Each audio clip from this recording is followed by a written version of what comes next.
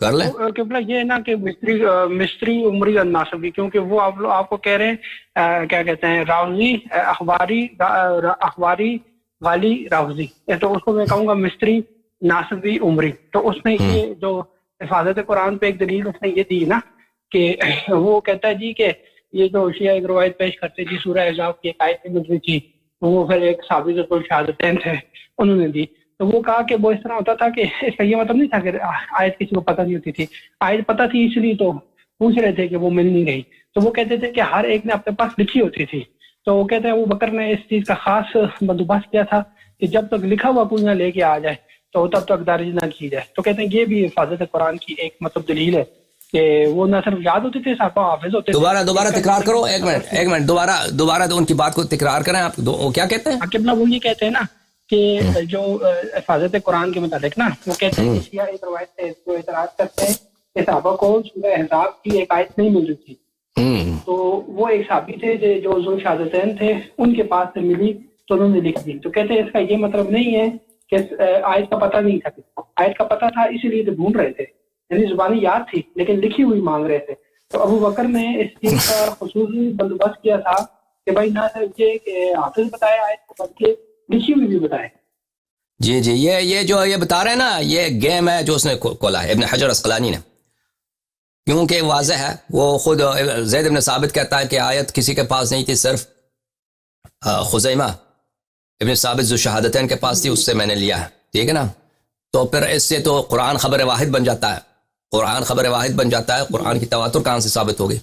تو پھر اس کے مقابلے میں یہ کوئی حدیث نہیں ہے کہ زید بن ثابت حافظ قرآن تھا یا اور صحابہ حافظ قرآن تھے، کوئی روایت نہیں ہے. اگر یہ کہتے ہیں کہ صحابہ حافظ قرآن تھے، وہ حدیث ہمیں دکھائیں. یہ ایک جھوٹا ادعا ہے کہ صحابہ حافظ قرآن تھے، زید بن ثابت حافظ قرآن تھا. حدیث دکھاؤ کہاں پہ ہے، کس دلیل سے تم کہتے ہو کہ زید بن ثابت حافظ قرآن تھا؟ ٹھیک ہے نا؟ تو ہاں بات سنیے. تو ایک اس کو کور کرنے کے لیے ان حافظ ابن حجر عسقلانی نے یہ ایک جھوٹی ادعا کیا ہے کہ زید بن ثابت خود حافظ قرآن تھا اور بھی صاحب حافظ قرآن تھے، لیکن یہ جو تھا یہ آیت صرف خزیمہ کے پاس تھا، اس لیے اس سے لیا ہے. تو اس کا مطلب یہ تھا، اس لیے کہ ان کے پاس لکھا ہوا موجود ہے، ان کے پاس جو ہے خود حفظ تھا یا زیادہ تاکید کے لیے اس سے لیا ہے. بہرحال یہ ادعا کہ زید بن ثابت حافظ تھا یا اور صحابہ حافظ کل قرآن تھے، اس کی دلیل کوئی نہیں ہے. یہ ویسی ادعا ہے بغیر ادعا کہ یہ لوگ کہتے ہیں کہ وہ حافظ قرآن تھا. سمجھ میں آ رہی نا بات آپ کو؟ ہاں. قبلہ تیسرا سوال کروں؟ جی آپ اگر ان سے بات ہوئی نا، ان سے پوچھ لیں وہ دلیل لے کے آئیں کہ صحابہ جو لوگ حافظ قرآن تھے وہ کہاں پہ، کیونکہ حفظ قرآن کوئی آسان بات نہیں ہے. حفظ قرآن میں ٹائم لگتا ہے، حفظ قرآن میں وقت لگتا ہے اور محنت کرنا پڑتا ہے. وہ لوگ دیکھتے ہیں کہ یہ بندہ بھائی 2 سال 3 سال 4 سال اس نے کام چھوڑ دیا، حفظ کر رہا ہے. ٹھیک ہے نا؟ تو وہ روایت کہاں ہے، وہ روایت، وہ حدیث، وہ واقعات کہ میں وہاں پہ صحابہ کچھ بیٹھے تھے وہاں پہ رٹا لگا رہے تھے، حفظ کر رہے تھے نا، وہ کہاں پر ہے؟ یا وہ مثلا حدیث کہ رسول اللہ صلی اللہ علیہ وسلم کہتے ہیں یا دوسرے صحابہ کہتے ہیں کہ فلانے نے تو چلو قرآن حفظ کر دیا ماشاءاللہ اس نے وہ حافظ بن گیا. وہ حدیث کہاں ہے؟ کوئی کچھ بھی نہیں ہے. کچھ بھی نہیں ہے، مجرد ادعا، جھوٹ. میں نے کہہ دیا نا کہ جھوٹ پہ جھوٹ بناتے جاؤ، مذہب بنتا جاتا ہے.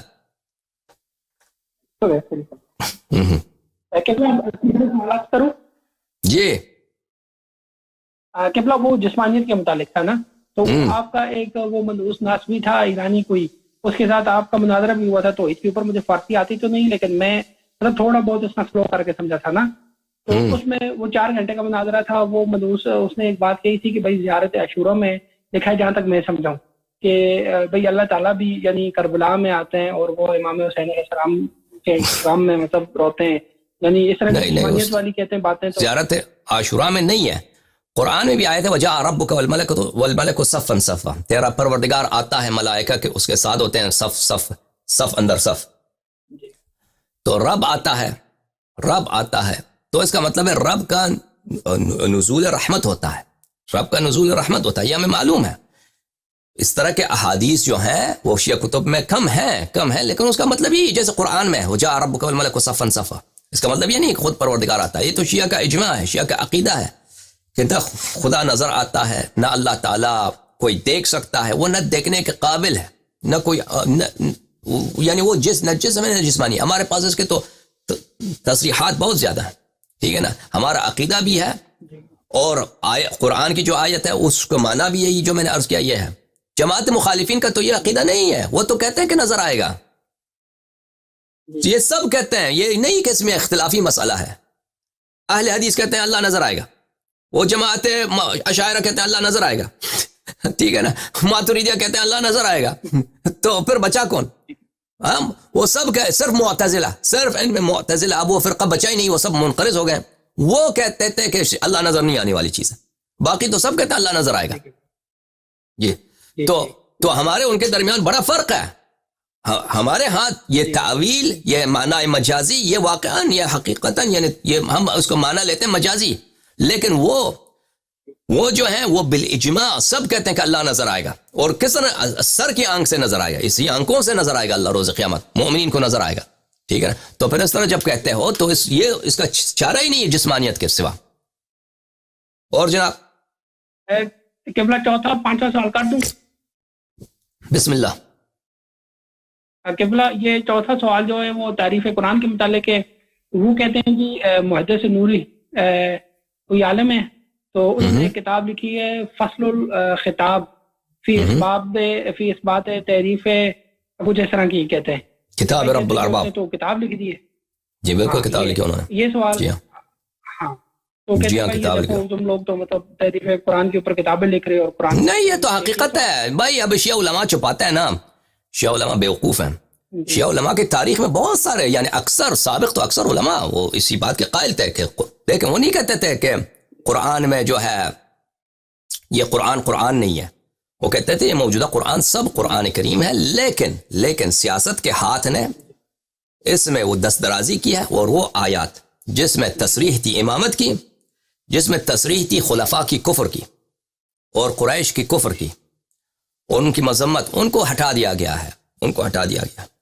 وہ یہ تو شیعہ اکابر میں ماشاء اللہ اس بات کے قائل تھے. یہ اگر کہتے ہیں کہ مرحوم محدث نوری رحمہ اللہ نے یہ کتاب لکھی، یہ کوئی نئی بات نہیں ہے.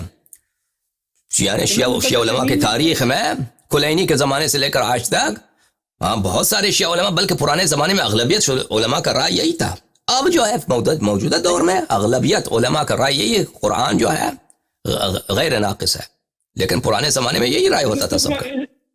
لیکن یہ کوئی عیب دیکھیں وہ یہ کہتے ہیں کہ دیکھیں شیعہ تعریف قرآن کا قائل ہے اور تعریف قرآن کا قائل کافر ہوتا ہے. ہم کہتے ہیں بہت اچھی بات ہے، ہم مان لیتے ہیں تعریف قرآن کا قائل کافر ہوتا ہے. آؤ پھر جواب دو.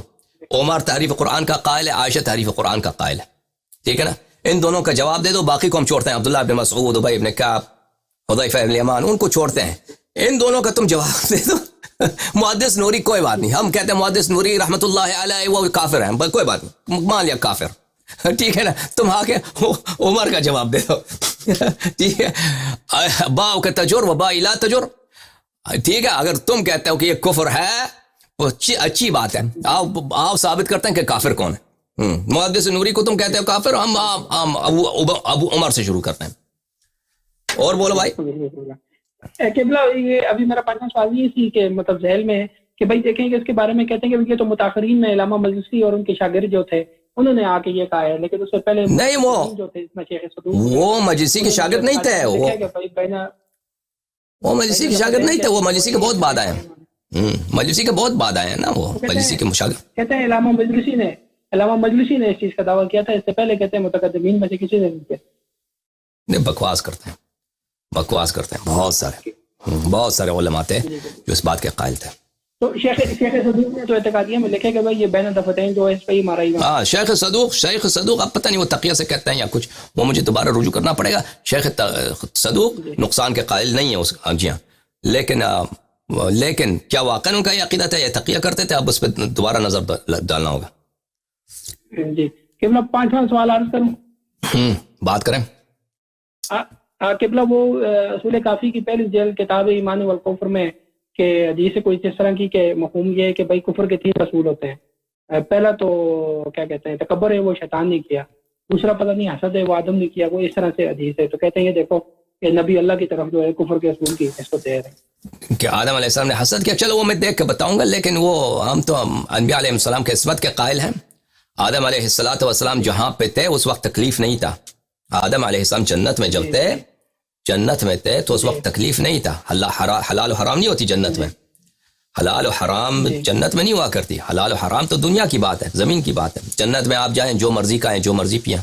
اس زمانے میں وہ کوئی چیز اس طرح نہیں تھی. اور حسد کے سب مراحل کفر نہیں ہوتا.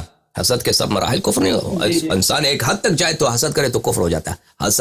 حسد جب دل میں ہو اور اس کو ظاہر نہ کریں تو اس کا کوئی گناہ بھی نہیں ہے, اس کا کوئی گناہ ہی نہیں ہے. ٹھیک ہے نا, اگر دل میں ہو اور ظاہر نہ کریں. ہاں لیکن وہ جہاں پہ وہ تھے جنت میں تھے تو وہ وہاں پہ تو تکلیف بھی نہیں تھی. لیکن یہ حدیث دیکھ کے ہم بتائیں گے انشاءاللہ تبارک و تعالی. ٹھیک ہے یا علی مدد, بہت مہربانی. خدا حافظ. خدا آپ کو عزت ہے. بہت مہربانی یا علی مدد, بہت مہربانی. جی جناب السلام علیکم, بات کرو بھائی. السلام علیکم. وعلیکم السلام. آغا جان کیا حال ہے؟ مولا کا کرم ہے, آپ کیسے ہیں؟ اللہ کا شکر ہے. آغا جان میں اویس اگر بات کر رہا ہوں کراچی پاکستان سے. جی جناب. آغا جان اچھا ایک سوال تھا.